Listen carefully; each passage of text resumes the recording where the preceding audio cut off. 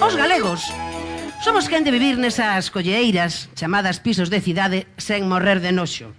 Pero vos, os que se axades labregos, sodes os gardáns en primeiro momento da nosa terra, manténdoa productiva e fermosa. Do galego, como pasou despois do Alfonso X, cando o galego foi reprimido da administración e da vida pública e a fala se conservou no agro.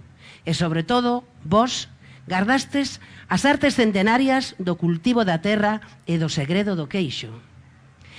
Que non se fai só con leite. Fai falla, primeiro, unha vaca, polo menos, un eido para botala, e ovos.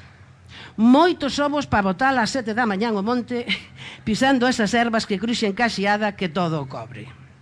E logo, esa extraña alquimia que fai que ese leite se faga queixo.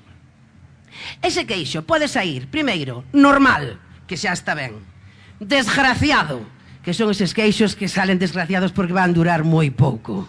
E poden sair tamén inmortais, desos que cando os cortas aí un anaco e ao pouco ese queixo estranamente expándese outra vez, pechando a súa ferida. Ese é o queixo, imperecedeiro sempre na nosa memoria.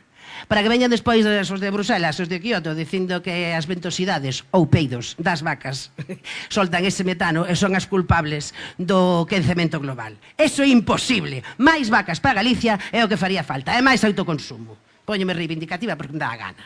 E digo unha cousa, eu por sorte ou por desgracia vivo aí a cabalo entre Madrid e Galicia e alédame moito comprobar que ali tamén gosta moito o queixo, porque eu sempre sorrío moito cando escoiso cousas como a que eso non é así, que eso papo vas levar, que sobrinos tan majos tienes, que eso es demasiado, que son las 12, pues vale, ou preguntarse, que soy yo? Entiendes?